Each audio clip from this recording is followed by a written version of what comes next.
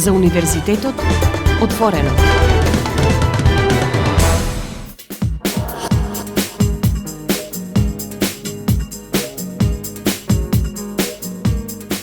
Почитувани слушатели, драги пријатели, ве поздравувам во новото издание на емисијата за Универзитетот отворено на Универзитетското радио Укло ФМ Битола, радио на Универзитетот Свети Климент Охридски Битола.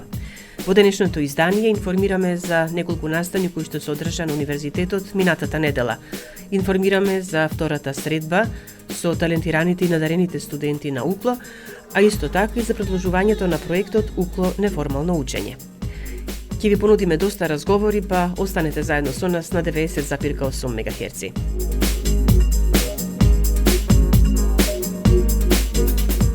Во рамките на проектот Укло за своите надарени и талентирани студенти, минатата недела професор доктор Љупчо Кеверески од Педагошкиот факултет во Битола, еден од авторите на правилникот за надарени и талентирани студенти на Укло, ја одржа втората средба со фокусната група студенти која беше посветена на практични вежби и задачи за развој на креативното и критичкото мислење.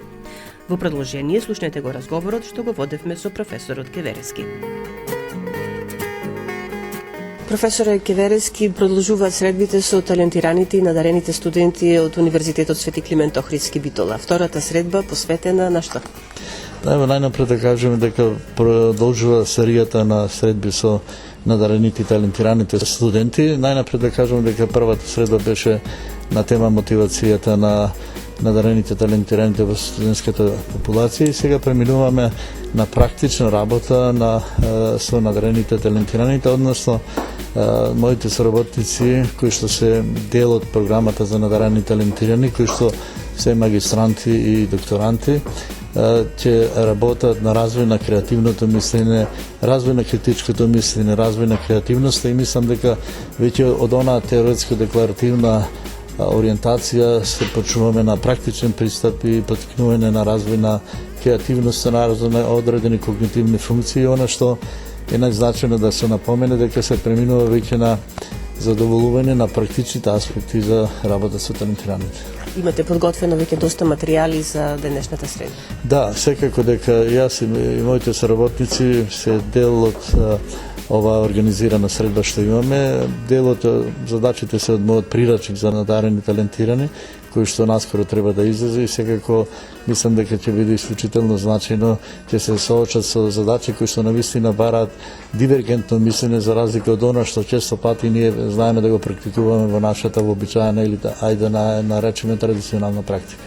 На првата средба имавте и едно тестирање, самите студенти, надарени, талентирани, нели да видат самите докаде се, каков е и колкав е нивниот потенцијал, сега веќе нешто друго кажувате. Да, па навистина беше тоа за нив на прва средба, прв начин каде што може да ги утврдат или да ги проценат нивните интелектуални капацитети, бидејќи во психодиагностиката на нивото и степенот на надареност се почнува од примена на тестови за интелектуални способности.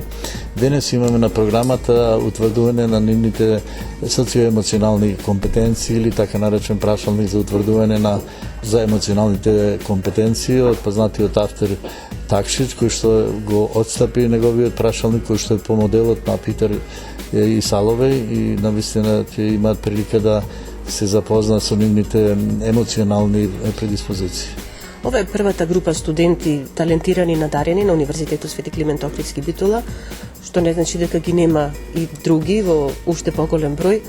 Како е планирано да се откриват останатите и работата со нив? Па сега вака, мене ми е жал што е фокусот сега на оваа група, таков да кажам формално од оние кои што се од 9:00 до 10:00 во тој така наречен статистички просек или постигнувања. Се разбере дека направен и план заедно со службите во ректоратот да направиме обид да се зголеми тој број, односно да се прошири примерокот и во иднина мислам дека ќе бидат дури и диференцирани според нивните ниво и степен на надареност од различни области, така да ќе го добиеме она што навистина го прават и високо развиените држави. До крајот на јуни веројатно ќе продолжите со оваквите средби? Сигурно, дури ние планираме на поширока акција, претпоставам дека јавноста е запозната со тоа да ги собериме тука во овој простори сите оние кои што веќе се афирмирани, надарени, талентирани деца, не само од високото образование, туку од веќе познатите таленти кои што во медиумите беа експонирани, така да она што е новина, ево, да не одиме пребрзо во информациите, сепак тоа навистина е во соработка со ректорот и негова дозвола и ректорскиот тим, навистина ќе направиме нешто што за прв пат ево се случува да на едно место се најдат таквите таленти од целата држава.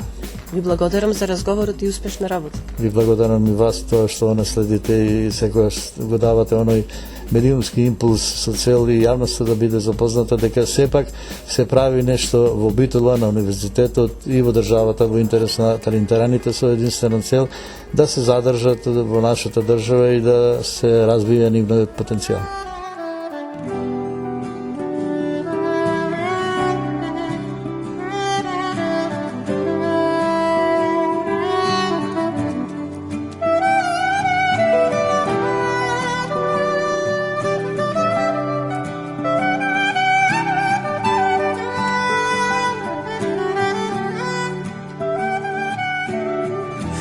Сами под звездите во ноќта седевме, во љубовта во нас се коневме пред тој што гледа се, одгоре гледа се, тој ќе ни помогне. Ова небо знае се за тебе, ова небо знае каде ова небо сведок е за тоа време, ова небо ќе те врати кај мене, ќе не спои еден ден,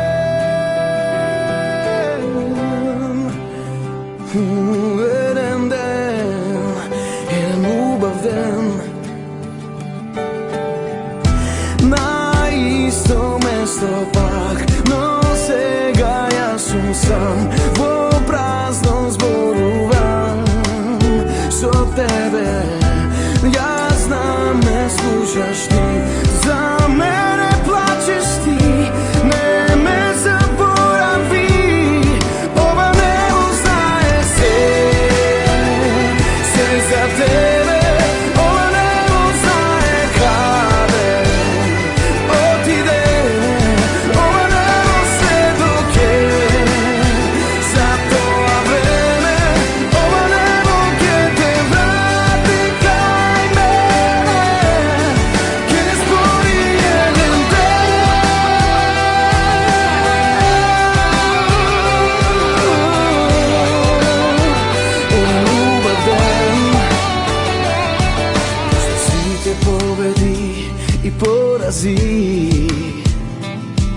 Со исти соништа, исти желби, само едно важно е заедно да бидеме после се.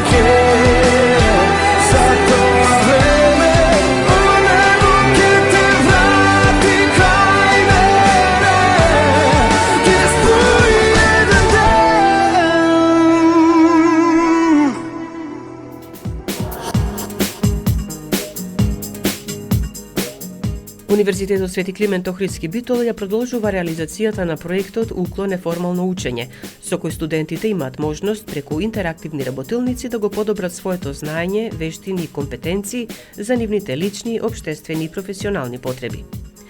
Минатата недела се одржа првиот серијал од пакетот Б, потикнување на современ истражувачки и создавачки пристап и знаење, во кој доцент доктор Лела Ивановска ја одржа работилницата за креативност и критичко мислење, доктор Наташа Петрова Поповски ја водеше работилницата за квалитетот и значењето на квалитетот на студентските трудови, а професор доктор Мимоза Богдановска Јовановска пак ја одржа работилницата на тема презентацијски вештини, значење и предизвици. Во денешното издание на емисијата за Универзитетот отворено на Универзитетското радио УПЛ-ФМ Битола ќе имате можност да ги проследите разговорите што ги водевме со нив. Останете со нас на 90,8 МГц.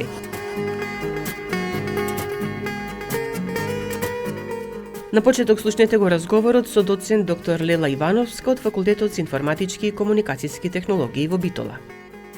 Доцент доктор Лела Ивановска од Факултетот за информатички и комуникацијски технологии во Битола, единица на Универзитетот Свети Климент Охридски Битола, ја држеше работилницата за креативност и критичко мислење. На почеток ќе ви посакам добре дојде во програмата на Универзитетското радио УПЛ-ФМ Битола и еве кажете ни нешто за она што вие го споделивте со студентите. Ви благодарам на поканата. Студентите во оваа работилница има можност да се запознаат со поимите креативност и критичко мислење, како да ги применуваат преку интерактивни техники и стратегии на работа. Исто така тие има можност и да ги усовршат своите способности за продлабочено размислување или пак мислење од повисок ред. Креативност, нешто што во последно време многу се користи како термин. Зборуваме за креативни млади луѓе, зборуваме за креативни основци, средношколци, па и студенти.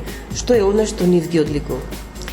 Креативноста како поиме е значајна вештина, како кај младите, така и кај повозрастните. И целта всушност на ваквите работилници е самите студенти да развиваат креативноста и да научат за важноста на самата креативност, како за индивидуалниот, така и за општествениот развој. Значи, тоа е дел од секојдневното живење, креативноста. Така, но што конкретно се мисли кога ќе се рече креативен? Креативен се мисли да се биде уникатен, да се има иновации, собствени идеи и можности како да се реализира оно што ќе се замисли. Критичко мислење е она што следува, нели? Темата ви беше креативност и критичко мислење. Повторно, нешто што секој сам треба во себе или со себе да го поработи, можеби малку, за да може да биде успешен. Да, критичкото мислење представува еден сложен конструкт и треба постојано да се работи за да се развиваат оние повисоки слоеви на критичко мислење, а не да се остане само на основните слоеви.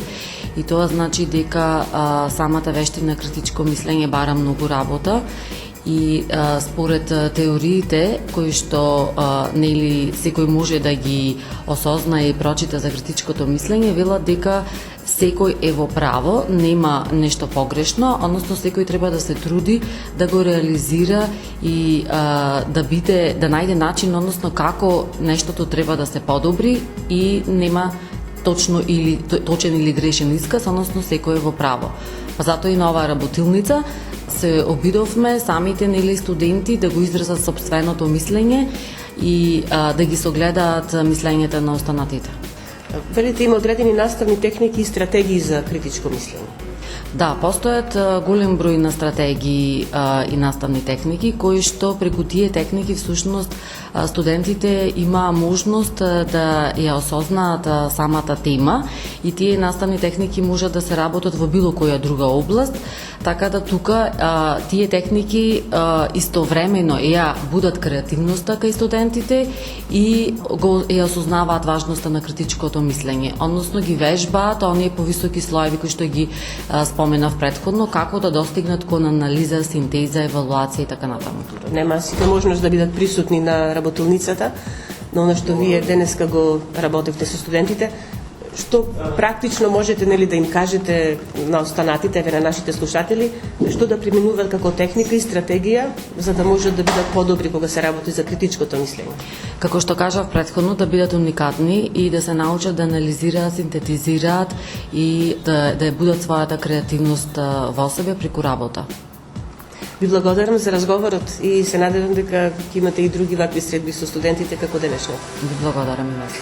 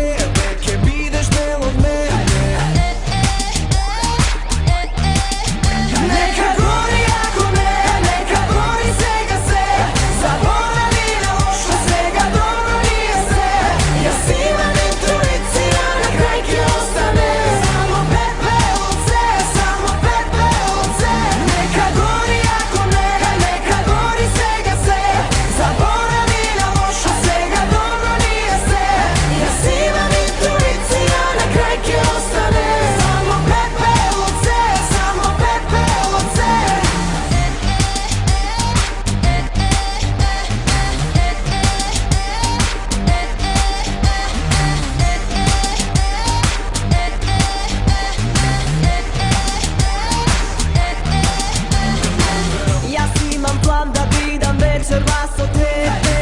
Jaz imam plan za site, dojdete so mene, da čuje se koj, da ne ni fali nekoj.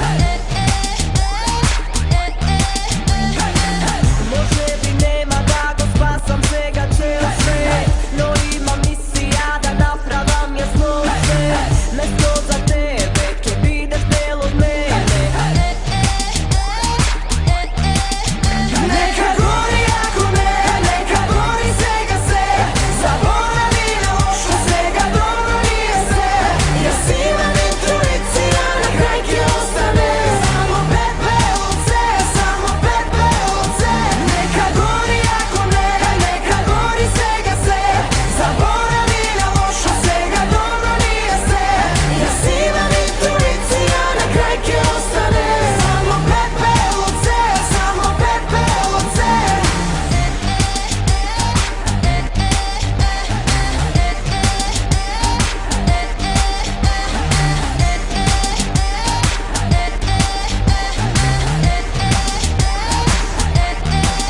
Neka gori ako ne, neka gori svega se, zaboravi na lošu, svega dobro nije sve. Jaz imam intuicija, na kraj ki ostane samo pepelce, samo pepelce. Neka gori ako ne, neka gori svega se, zaboravi na lošu, svega dobro nije sve. Jaz imam intuicija, na kraj ki ostane samo pepelce, samo pepelce.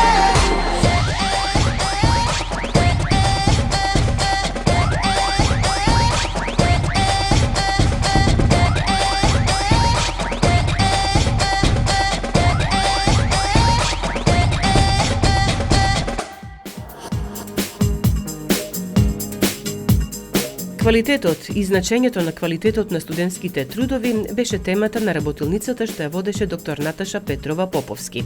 Во продолжение слушнете го и разговорот што го водевме со неа. Доктор Наташа Петрова Поповски, советник за настава, наука и обезбедување квалитет во ректоратот на Универзитетот Свети Климент Охридски Битола, беше задолжена за вториот дел од четвртата сесија работилници и обуки од проектот Укло неформално учење. Наташа, ќе ви посакам добре дојди вам во програмата на Универзитетското радио Укло ФМ Битола. Ви благодарам за најавата и на сите слушатели на Универзитетското радио.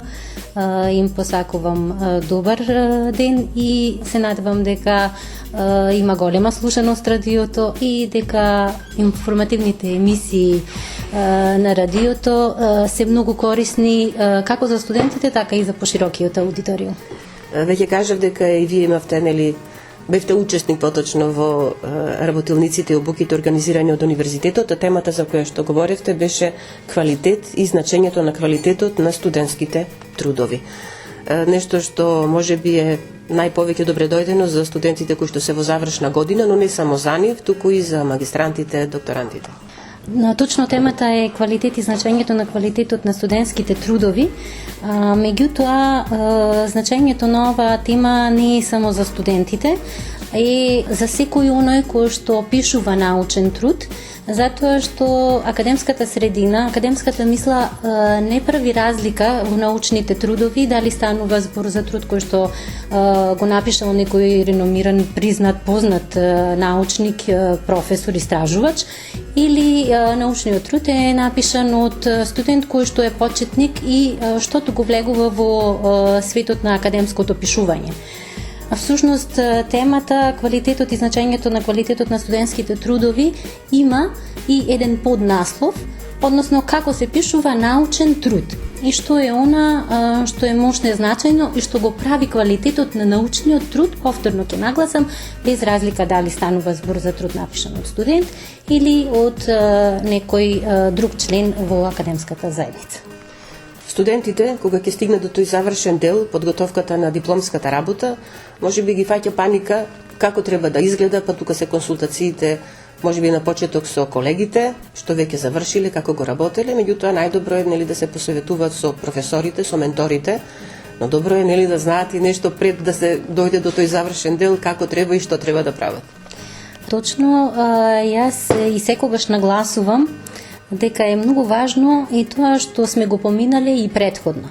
Многу е важна консултацијата и не само со професорите, туку и со студентите кои што се колеги, меѓусебно зборуваат, некои кои што го поминале веќе патот, им е свежо напишувањето на научните трудови, меѓутоа многу е полесно пишувањето на научен труд ако вие сте го поминале процесот на пишување и на изразување, на креирање на сопствената мисла од најраната фаза на школувањето. Зошто го велам ова? Знаете, почнуваме уште во првите години од школувањето со учењето на азбуката, па потоа со учењето на јазичните правила, правописните правила, структурата на завршената мисла, односно на речениците и така натаму. Потоа нели почнуваме обработка на дела, литературни дела, лектири, па имаме писмени работи, писмени вежби, тестови и така натаму. Се тоа дава основа за потоа да може да се тој што се определил веќе за наука и научни истражувања, да може јасно, прецизно, концизно да го изнесе научниот дефиниран свој став, односно научните хипотези, научните мисли, истражувања, резултати кои што ги добил. Верувајте, многу е полесно ако овој претходен пат студентот или истражувачот или било кој друг што пишува научен труд го изодил самостојно. Не се, ќе употребам еден колоквијализам, не се шлепал на трудот на другите, на претходно браќа, сестри или на своите соученици, барал да препишува и така натаму. Затоа е мощне важно било што да се определите понатаму да студирате или да истражувате, овој аспект уште од најрана возраст сериозно да го сватите и да го помините со сите чекори така како што треба. Точно, многу студенти и многу други луѓе кога се соочуваат со задача дека треба нешто да напишат, ги фаќа паника. Ги фаќа паника затоа што прво не знаат од каде да почнат. Потоа немаат представа како треба да биде структуриран еден текст. Кои се основните елементи на текстот. Вовед, главен дел, заклучок, тоа што ние го учиме веднаш кога почнуваме да пишуваме обработка на некое дело или кога почнуваме да пишуваме на дадена тема во школските клупи. Затоа, олеснителното нешто е ако претходно има еден изоден, систематски изоден пат. Меѓутоа, ете и да не е така како што требало да биде, постојат вакви обуки во кои што се зборува за насоки како најлесно да се напише научниот труд, како најлесно да се представи идејата која што човекот веќе ја има во својата глава, меѓутоа сега треба еден конципиран пристап и сето тоа да се стави на хартија, а тоа да изгледа допадливо, тоа да изгледа јасно, прецизно, директно, за секој што потоа ќе го прочита, да знае веднаш, да знае зашто се однесува тоа што е напишано, што произлегло од претходно истражување и кои се понатамошните препораки, мислења, перспективи за темата која што се одбрала да се пишува. Рековме квалитет и значењето на квалитетот. Значи, и самите кажавте дека кога се започнува со една научно-истражувачка работа, пишување на научен труд, пред се треба да се знае темата, која што треба да се обработи, да е добро совладана на некој начин и сето тоа што се има како идеја, нели да се преточи во текст. Текст кој треба да биде квалитетен, но рековте и допадлив. Јас тоа го подразбирам да не биде тоа текст што ќе биде интересен само за стручната јавност, туку да биде интересен и за поширокото граѓанство, колку што е можно бар. Затоа уште еднаш ќе напоменам дека сите текстови кои што се јасни, кои што од прва кога ги читате ви се разбирливи не само за стручната јавност која што е длабоко навлезена во темата, меѓутоа и за вас како обичен читател. Сите тие дела се квалитетни. И тоа е суштината всушност што представува квалитетен научен труд.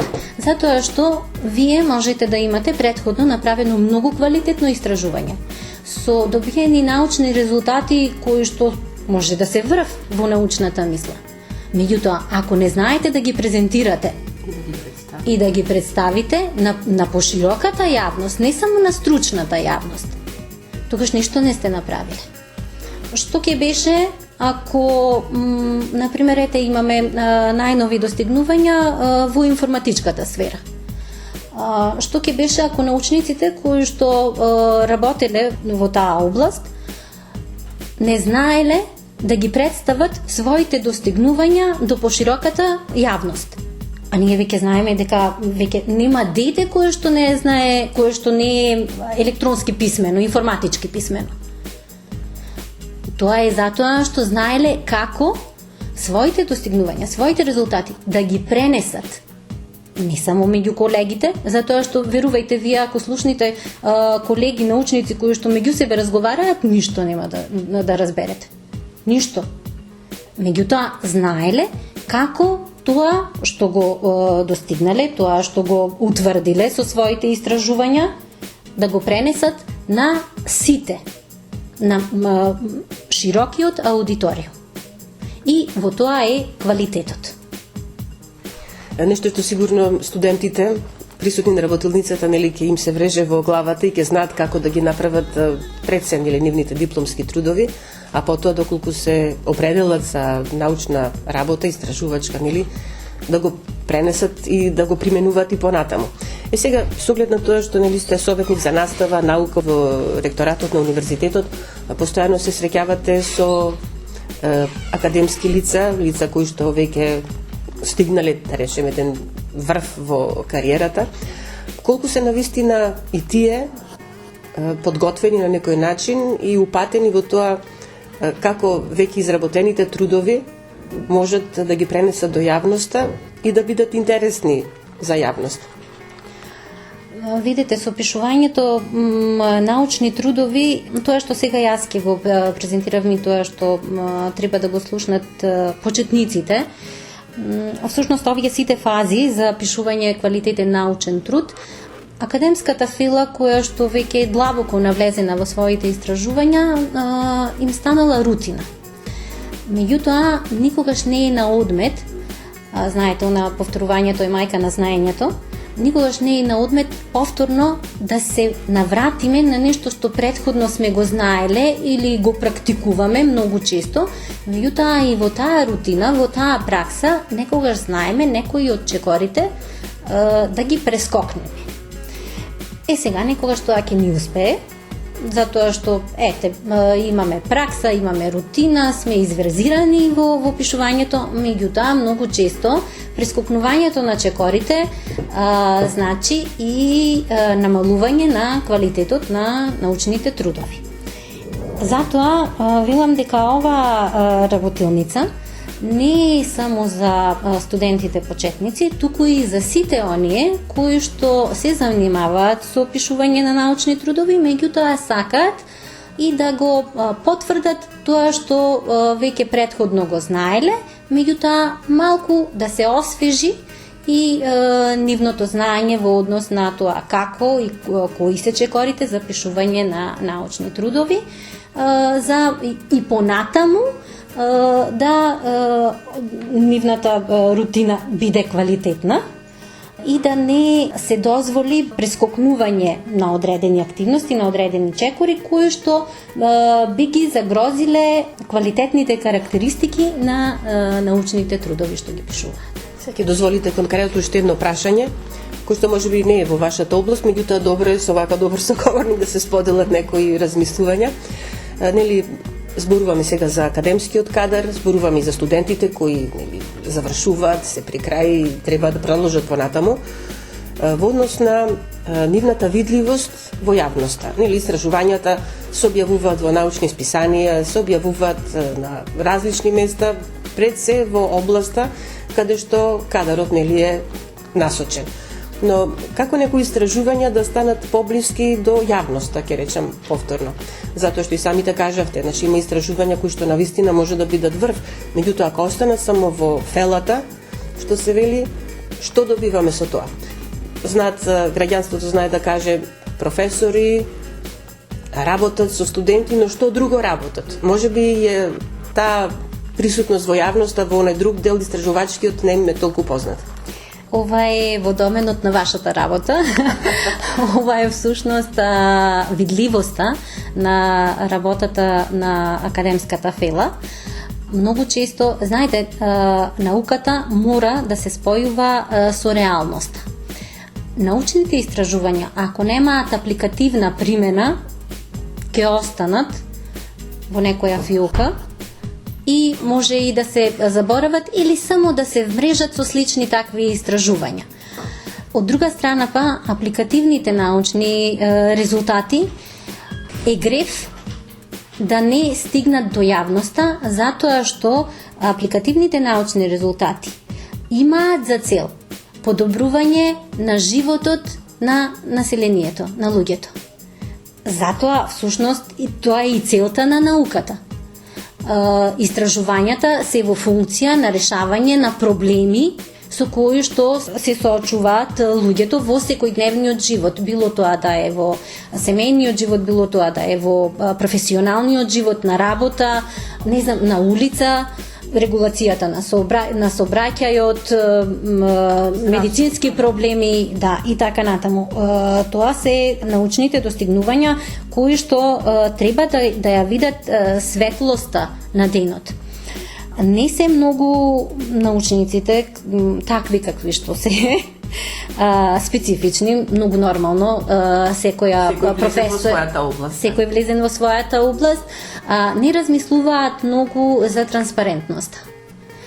Меѓутоа, затоа постојат вакви информативни емисии, затоа постојат списанија кои што не се само стручно насочени, туку се информативно, имаат повеќе информативен карактер и многу често даваат информации за некои научни достигнувања од различни области, со кои што се подига интересот на широката јавност. Па потоа, од таквите информации, тој што е заинтересиран може да влезе потоа подетелно да истражува и да ги најде конкретно сите научни резултати. Има, например, прост пример во генераторите на вести. Ако отворите, секаде има дел наука. Наука и технологија, наука и така натаму. Таму секојдневно се пласираат информации за научни достигнувања. Научни апликативни достигнувања. Сега, тука е повторно тој проблем како па и тоа да допре до поширокиот аудиториум. Меѓутоа, денес ова е информатичко општество, се споделуваат на социјалните мрежи секакви информации. Не смееме да гледаме само зло во социјалните мрежи. Предоминантно тие се креирани за напредок на човештвото, не за назадување. Ги знаеме сите останатите несакани ефекти кои што се случуваат поради нив, меѓутоа да се насочиме кон оние позитивни аспекти кои што ни овозможуваат многу побрзо да се споделуваат ваквите корисни информации. Затоа велам, научниците се тие кои што истражуваат, добро е да своите истражувања да ги врамат во научни трудови, научните трудови да ги објавуваат, па макар и само во фокусирани научни списанија, точно фокусирани за одредени теми. Меѓутоа, вашата професија е таа која што подоцна ќе овозможи тие научни корисни информации да стигнат до сите заинтересирани. Што ви благодарам за гостувањето во програмата на Универзитетското радио УПЛО ФМ Битола и се надевам дека ќе ќе имаме прилика повторно да говориме, можеби на некои други теми. Ви благодарам и вам и ова навистина представува едно искуство, затоа што имам ретка прилика да зборувам со нашата квалитетна новинска редакција од радиото, која што навистина се труди да ги сподели сите информации корисни, не само за студентите, не само за професорите, туку и за сите заинтересирани што се случува на Универзитетот Свети Климент Охридски Битола. Ви благодарам.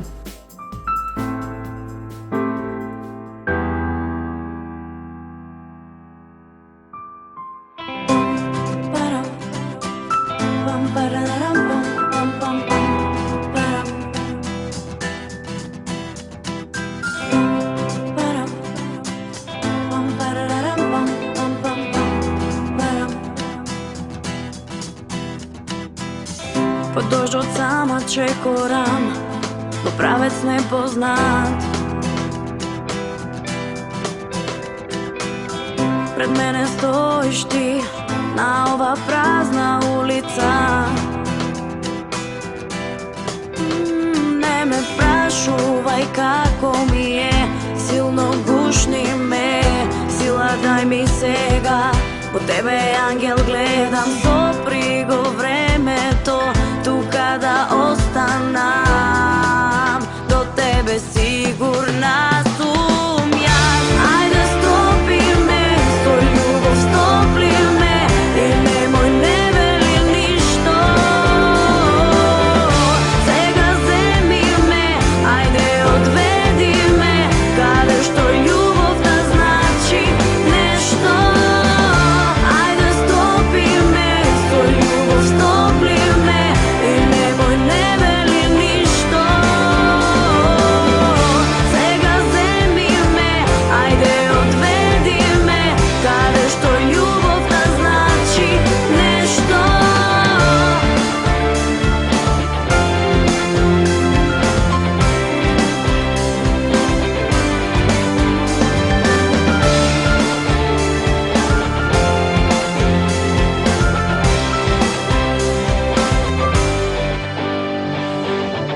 Од се што верував, сега ме повредува.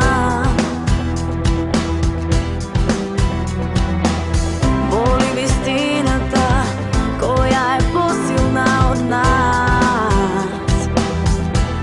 Не ме прашувај како ми е, силно гушни ме, сила дај ми сега.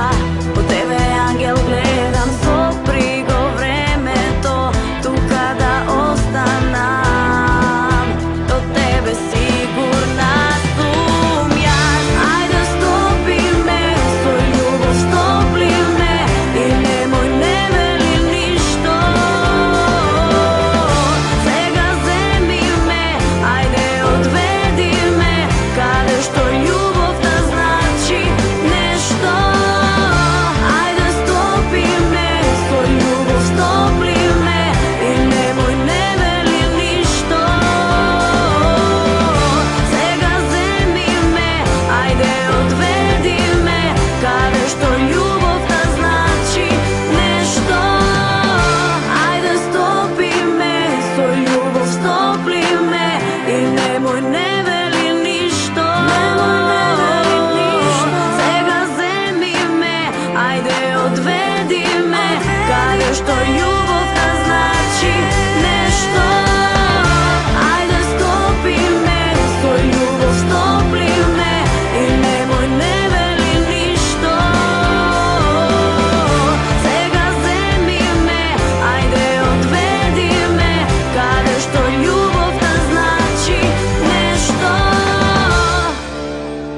Во серијалот од пакетот Б, поттикнување на современ истражувачки создавачки пристап и знаење во рамките на проектот Укло неформално учење, професор доктор Мимоза Богдановска Јовановска од Факултетот за информатички и комуникацијски технологии во Битола ја одржа работилницата на тема презентацијски вештини, значење и предизвици.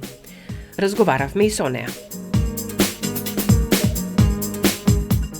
Третата работилница од четвртата сесија од проектот Укло неформално учење Беше на тема презентацијски вештини, значења и предизвици, а ја држа предавачите професор доктор Мимоза Богдановска-Јовановска од Факултетот за информатички и комуникацијски технологии во Битола и магистар Александар Тодоровски од директоратот на УКЛО.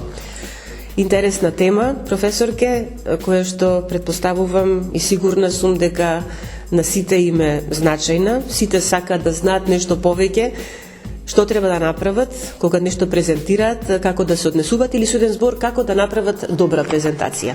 Добар ден на почеток и добре дојдовте во програмата на УКЛО ФМ Битола. Добар ден, благодарам за оваа можност да можам да се обратам до сите оние кои што на некој начин се инволвирани во овој проект, меѓутоа пред се до студентите. Темата се однесува на презентирањето, тоа е една вештина која што е неопходна за сите луѓе, пред се за младите, со оглед на тоа што скоро и да нема работно место кое што во даден момент не побарува некакво презентирање. Токму затоа студентите уште од прва година почнуваат да се сретнуваат со оваа проблематика и во текот на часовите, поврзано со различни теми или со изработка на семинарски работи, ние како професори им задаваме обврска да тие нешто испрезентираат. На тој начин, низ целиот процес од 3 или 4 години студирање се очекува студентот добро да ги совлада вештините за презентирање. Меѓутоа, не секогаш има можност во еден вака определен временски период од час и половина, во една збиена форма, да ги слушни сите оние елементи кои што се неопходни за една успешна презентација. Токму затоа е и изборот на оваа тема да презентирањето студентите го сретнат како тема која што се обработува во неформалното образование и да имаат можноста делумно или во целост да го пробаат тој процес на презентирање. Самиот процес на презентирање или вештината на презентирање воглавно се состои од две главни компоненти, а тоа една е како да се изработи презентацијата, добра презентација значи, а другата тема која што ќе биде опфатена и во денешното предавање е како да се биде успешен презентер. И едното и другото бара доста голем број на вештини, техники кои што треба да се совладаат за да можат тие да се вклопат во една целина и во моментот кога презентерот ќе застане пред публиката или аудиториумот да може да биде успешен. Рековте подготовка на презентација како еден дел, но сосема нешто друго како истата да се презентира. Значи да направиме разлика меѓу едното и другото. Токму така. Значи вештината на презентирање во суштина е составена од два главни дела. Не може вие да бидете успешен презентер доколку немате добра презентација припремено. Ние знаеме дека денеска технологијата оди барабар или во согласност со презентирањето во секој еден момент, а од друга страна пак вештината на говорење и на презентирање исто така е значаен дел. Само заедно и со успех подготвени и двата дела може да дадат една успешна презентација, иначе не би било успешно онака како што се очекува презентирањето. Имав можност да присуствувам и на други сесии од проектот УКЛО неформално учење и токму во една од нив професорот кој што ја држеше презентацијата упати една забелешка до студент негов веројатно кој што посетувал часови на неговите предмети, дека го памети, дека го знае, дека направил убава презентација, меѓутоа не го слушнал истото да го презентира, при што студентот одговори дека да, имам голема трема кога треба да говорам, да презентирам нешто, па еве вие сте тука во случајот тие кои што треба да им помогнете на студентите, можеби на не само на овие кои што се присутни на работилницата, туку и на сите останати кои што ја следат нашата радиопрограма, еве да им помогнеме и практично вака што се треба да направат за да направат успешна презентација и потоа истото да го презентираат. Има техники, има вештини, тоа е можеби практично и цела наука, го можам така да речем, но еве во кратки црти. Така. Ова што го кажавте како пример е чест случај и јас како професор многу често се соочувам со таква ситуација кога студентот ќе направи прекрасна презентација, значи ги вградил во презентацијата сите оние моменти кои што се неопходни за таа да биде технички добро изработена, меѓутоа се откажува во моментот кога треба да презентира, односно многу често само ќе ја прати презентацијата на мејл или пак ќе дојди присутен на настанот, ќе ги слуша другите колеги кога презентираат, меѓутоа кога ќе дојде на него ќе речи јас имам трема, никогаш не сум презентирал, не сакам да презентирам и така натаму и така натаму. Видите, Оваа ситуација доаѓа како резултат на тоа што се очекуваат студентите сами од себе. Ние како професори тоа не го очекуваме, меѓутоа тие си ја наметнуваат таа потреба дека секогаш и од прва треба да бидат успешни. Токму тоа е почетната точка со која што започнувам во оваа работилница, дека никој не се родил учен, особено не учен во говорењето или во презентирањето, туку дека тоа е вештина и затоа и така е насловен овај турнус на обуки како вештина за презентирање, а вештините се учат. Токму затоа, значи, ја поздравувам идејата да почесто има вакви обуки и повеќе студенти да се вклучуваат. Дури едно моje размислување дека можеби тоа треба да бидат некакви предмети со по 1 или 2 кредити, така да нема студент кој што го завршил факултетското образование, а при тоа не го поминал тој предмет или таа обука, затоа што, како што ви реков, студентите очекуваат дека тоа одраѓање треба да го знаат. Факт е дека тоа се учи и дека сака многу вежбање. Вежбањето е всушност, како и за секој занает, а и презентирањето на некој начин е еден вид на занает, односно вештина, има потреба да се вежба. Како да се вежба, што да се вежба, затоа што и тоа е многу битно, е нештото за кое што ние денеска во текот на работилницата ќе ги допреме тие точки, ќе биде укажано, ќе бидат дадени примери и на тој начин студентите се охрабруваат да и самите пробаат, вежбаат и бидат во еден момент успешни презентери. Инаку да се навратам на првото нешто кое што го посочите, тоа е тремата. Повторно ќе повторам дека секое почнување на едни вакви работилници е да се укаже дека секој ден има трема. Значи тоа не е нешто кое што го немаме. Го имаме сите ние, дури после 15-20 години работа, јас тоа го викам позитивна предтрема. Дали се ќе биде онака како што сум замислил во презентирањето. Точно дека после 30 години работа, професорите тоа во делови од секунда го поминуваат, додека кај еден млад човек, кај еден студент, кој што се бори за повисока оценка, сака да остави добар впечаток пред аудиториумот, односно пред своите колеги, тоа е многу голем притисок, меѓутоа и за тоа има начин како да се надмине. Првиот совет, што да се направи за да се надмине тремата? Па да се биде доволно да се извежба презентацијата, да се биде свесен дека добро е направена презентацијата, дека добро го владеете она што ќе го зборувате и да се тргне со таа позитивна мисла дека јас ќе бидам успешен. Многу е битно позитивниот став.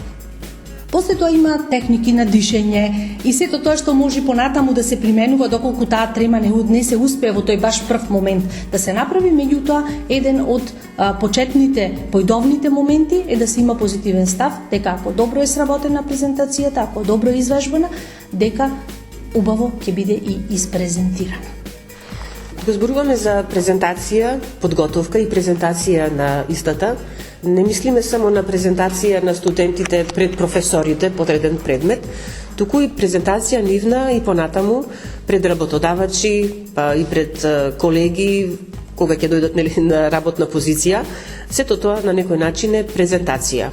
Излегување на прво интервју пред оние кои што отварат работни места. Сега во последно време не е потребно само да се пушти CV и толку, туку во се поголем број случаи слушаме дека треба да се јави на прво, на второ, па и на трето интервју. Тоа е на некој начин и само презентација, само промовирање. Точно така, точно така. Значи, идејата, она што го бараат професорите од студентите, во суштина е тој начин на вежбање. За нас не е толку битно да ние го видиме еден студент колку е добар или лош и тоа да го оцениме и на тој начин да ја затвориме приказната околу презентирањето. Токму напротив, ние бараме од нив да презентираат, особено на теми кои што сами ги избираат, да им бидат интересни, на теми кои што не се поврзани со нив, за да го извежбаат тој процес. Меѓутоа, точно онака како што посочивте, дека во суштина првите моменти на презентирање е секогаш само презентирањето и тоа е она кое што нашите студенти ги носи до нивните идни работни места.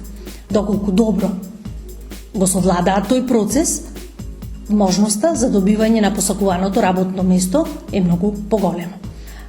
И повторно, самиот почеток на оваа презентација, значи во еден момент, во првите моменти во суштина, за да и групата добие едно осознание, затоа што студентите доаѓаат од различни години, од различни факултети, да можат да ги поминат успешно тие сат и половина, да се чувствуваат комфортно во средината во која што се наоѓаат. Точно првата вежба е само представувањето, меѓутоа на еден малку поинтересен начин, за да може студентите да видат како тоа изгледа во очите на другите.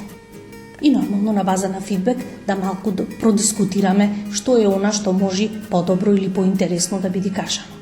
Добро, ако првиот чек од работилницата е приказна за своето име, кој што имате насловено, јас видов веќе во материјалите кои што ги испративте, работилницата ја завршувате со дискусија за видео добар и лош презентер. Практично да видат што е она што значи добар, а што лош презентер. Така, тоа е доста широка тема.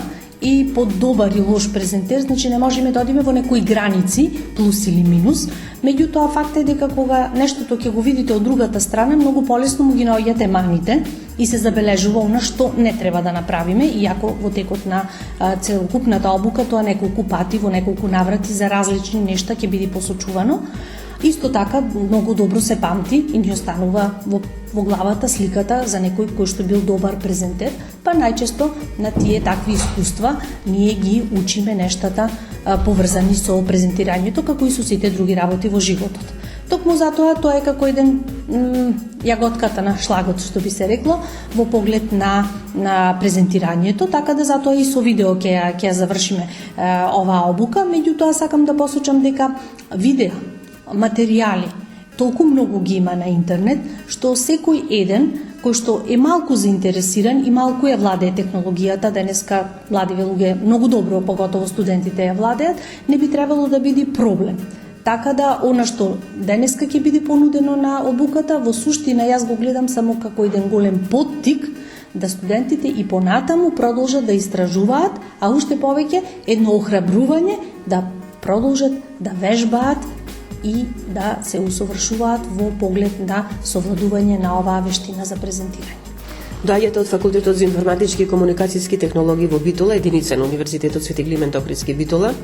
Ако го се зборува за информатичари, впечатокот, барем кај поголемиот дел од јавноста, е дека се тоа лица, луѓе кои што се најповеќе насочени пред компјутер, кои што се повеќе затворени кон себе, во себе, и ретко излегуваат со своји презентации, па може би вие сте и најповикани да зборувате на оваа тема, што вие правите како професори да ги ослободите токму вашите студенти за малку повеќе да бидат отворени кон јавноста, еве да речем. Многу добро прашање. Навистина се соочуваме со тој проблем, да информатичарите како категорија на луѓе се доста затворени и не така комуникативни.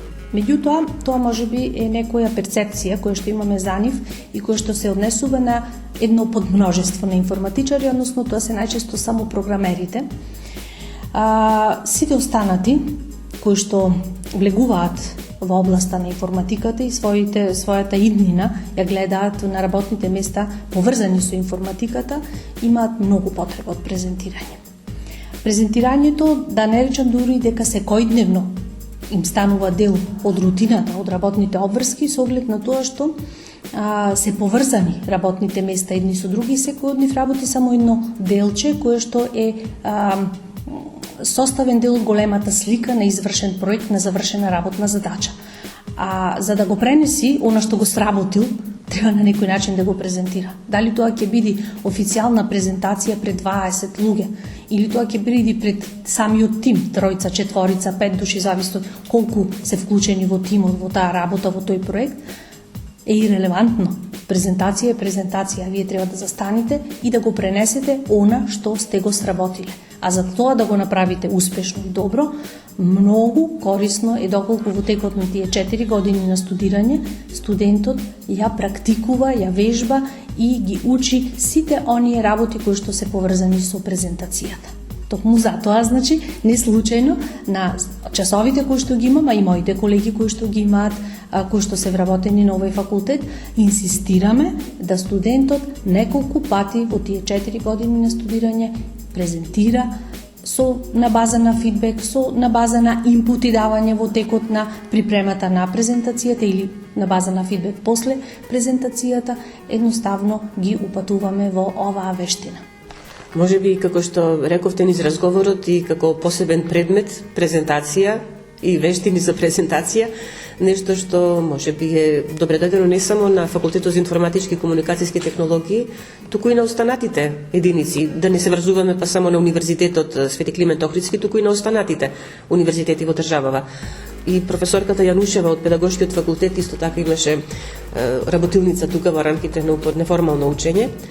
И таа тогаш, ако добро се сеќавам, рече дека би требало наскоро да очекуваме и на сите факултети да се воведе и час македонски јазик како нешто што мораат сите, нели, да го поминат, да го совладат и покрај тоа што се учело во основно и средно училиште, па зошто да не и ова. Целосно се согласувам со колешката Јанушева и навистина треба да се размисли и да се воведе час по македонски јазик, затоа што можеби и говорењето и не е толков проблем, меѓутоа пишувањето навистина станува проблем, а презентацијата е дефинитивно поврзана со пишување. Дури и информатичарите сметаат дека работејќи својата работа, повеќе немаат потреба ниту од читање, ниту од пишување и така натаму, сето тоа се состои во некакви кодови, логаритми и така натаму, меѓутоа факт е дека во нивната работа навистина пишувањето е составен дел. Токму затоа, значи, онака како што започнала професорката, јас само ќе се надоврзам дека вештината на презентирање е повеќе од неопходна, а како поинаку, ако знаеме дека младите луѓе реално таква категорија, таква генерација имаме, кога сметаат дека од една страна се знаат и ништо не им треба, се има на интернет, меѓутоа од друга страна кога ќе се соочат со проблемот, веќе не знаат никаде да се обратат, ниту пак некој може да оддели од своето слободно време надвор, откако ќе ги завршат факултетите, да ги едуцира во тој дел, или тоа ќе ги кошта затоа што обуките надвор од факултетот се плаќаат.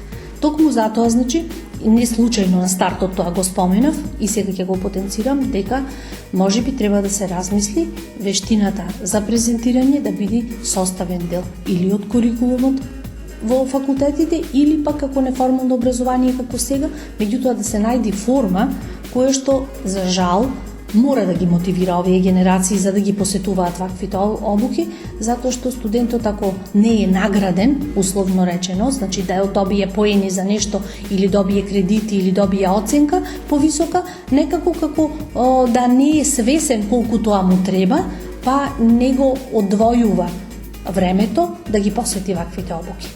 Токму затоа, значи, сметам дека треба да се најде некако институционализирано да ги едуцираме нашите студенти и тоа да им биде една вештина која ќе владеат добро и кога ќе излезат надвор од клупите на УКЛО да бидат препознатливи и да ги остваруваат своите соништа во поглед на вработувањето.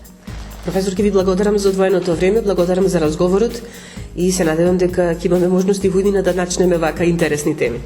Ви благодарам и вам, пред се благодарам и на ректорската управа, која што во своите програми, во своите идеи, како да се унапреди УКЛО, токму ја понуди оваа можност за неформално образование и ја прифати понудата да се одржи на ваква работилница или обука за стекнување на вештини за презентирање.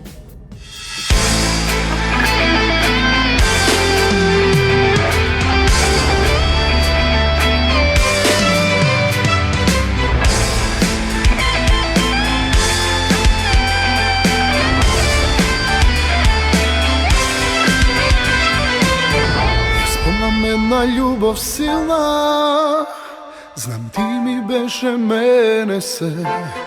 Сега светот мој без тебе осам наистивна. Да мразам некој залудно е. И само едно знам, готово е се. И она малку што можевме да имаме. Сега знам, за тебе други постојат, ти живееш без срам. Сега знам, треперам, дали од возбуда и страст или од мраза и страх. Секогаш што štom te vidam jaz.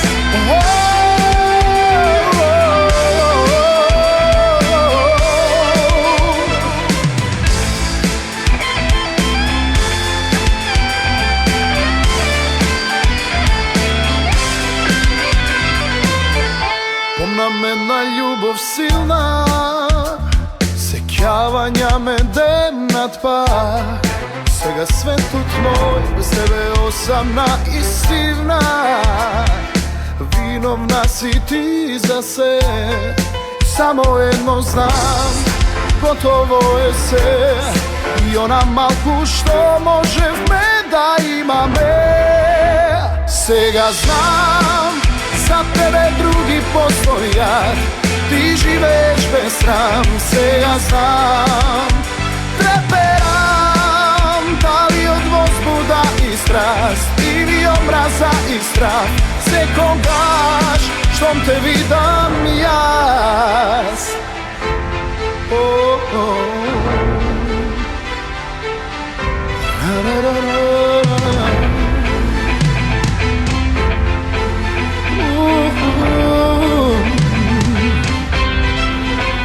Сега знам, за тебе други постојат, ти живееш без срам. Сега знам, треперам, дали од возбуда и страст или омраза и страх. Секогаш штом те видам јас.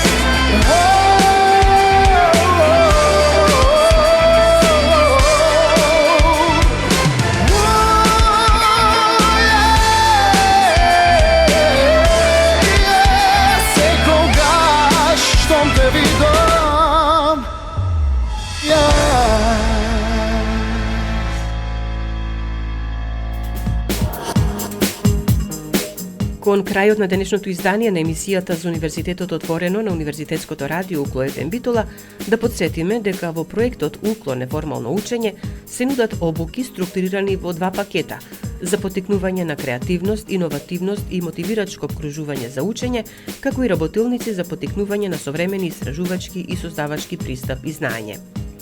Обуките и работилниците се одржуваат во студентскиот информативен центар, а темите и термините на одржување заинтересираните студенти можат да ги најдат на календарот на активности на студентскиот информативен центар, објавени на веб страницата на Универзитетот Свети Климент Охридски Битола uklo.edu.mk. Следната сесија обуки е закажена за 11 мај 2023. Професор доктор Виолета Јанушева од 10 часот ќе ја држи работилницата на тема Апстракт на стручен научен труд, квалитативни истражувања. Од 12 часот професор доктор Силвана Нешковска ќе ја држи обуката за развивање на вештината зборување, а од 13:30 часот доктор Елена Китановска-Ристовска ќе има обука на тема Вовед во техничката подготовка на трудовите за специјалната едиција Нови хоризонти Journal of Students Research. Тука го завршуваме денешното издание на емисијата за Универзитетот отворено на Универзитетското радио УКЛО ФМ Битола. Емисијата тонски реализира Љупчо Цветковски, а уреди водеше главниот и одговорен уредник на УКЛО ФМ Битола, магистер Сонја Тантарова-Груевска. Останете понатаму со нас на 90,8 МГц.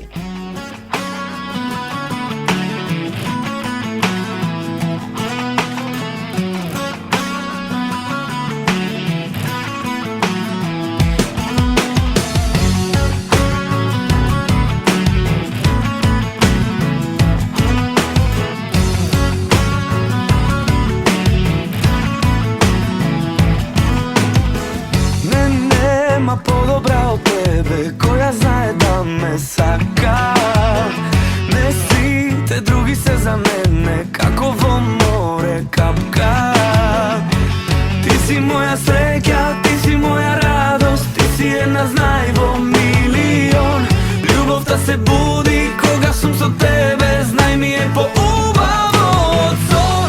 Кога те имам, јас горе на небо живеам. Кога те немам, јас долу во земја пропаѓам. Кога те имам, јас горе на небо живеам. Кога те немам, јас долу во земја пропаѓам.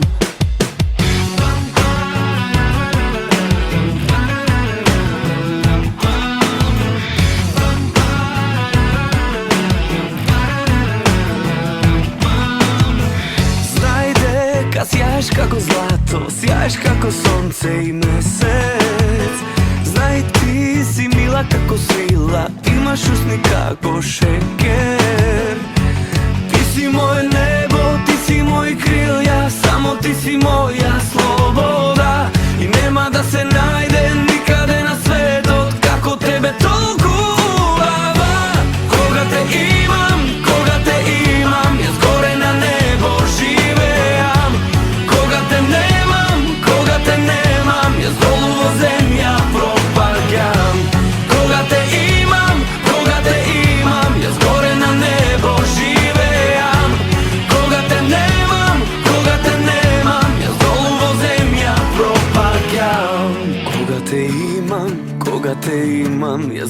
nebo živeam. Koga te nemam, ja zdoluvo zemlja propadam. Koga te imam, ja zgore na nebo živeam. Koga te nemam, ja zdoluvo zemlja propadam.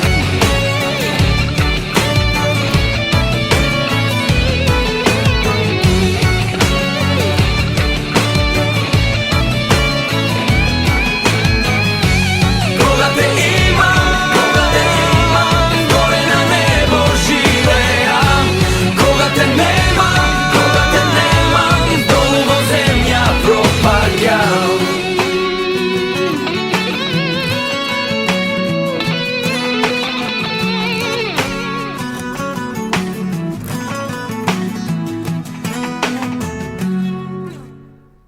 Uklo FM, Bitola, maj 2023 godina. 24 časa sekoj ден на 90,8 Uklo FM, Bitola.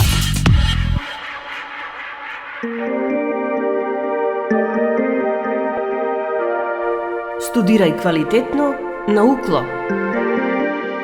И слушај Uklo FM, Bitola, 90,8 MHz.